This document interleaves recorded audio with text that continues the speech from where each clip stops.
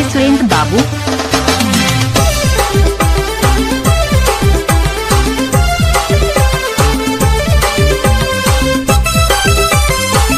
आप कहाँ के रहने वाले हैं? कुंटी दर्द गाँव वाले।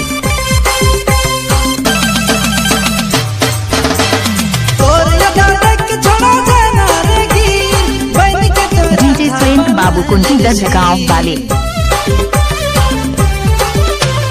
दो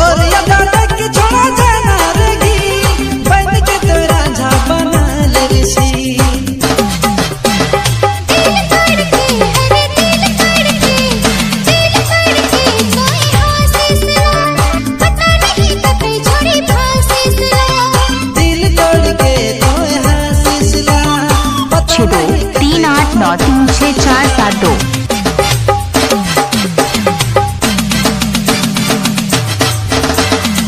वादा करके भूला ना रे, दूसरा छोड़ा देखी के गजाना रे। वादा करके भूला ना रे, दूसरा छोड़ी देखी के गजाना रे। दिल करके हरे दिल करके तोय हासिसला, पता नहीं कते छोड़ी फासिसला। दिल तोड़ के तोय हासिसला, डीजे सुरेंद्र बाबू। नहीं कते छोड़ा फासिसला।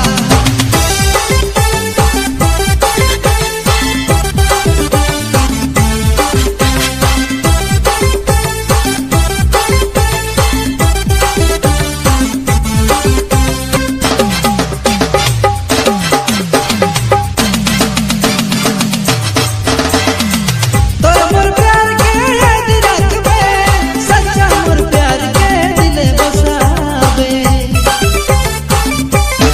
आपका क्या नाम है? डीजे सुरेंद्र बाबू। के याद रखबे, सच्चा मन करके दिल बसावे। दिल करके हरे दिल करके तोय हासिसला, पता नहीं कते छोड़ी फासिसला। दिल तोड़ के तोय हासिसला, पता नहीं कते छोड़ा फासिसला। तोर यादा देख छोड़ा जाना रेगी, बन के तोरा झा बना ले। आप कहाँ के रहने वाले हैं? कुंटी दर्द गाँव वाले। तोर यादा देख छोड़ा जाना रेगी, बन के तोरा झा बना ले ऋषि।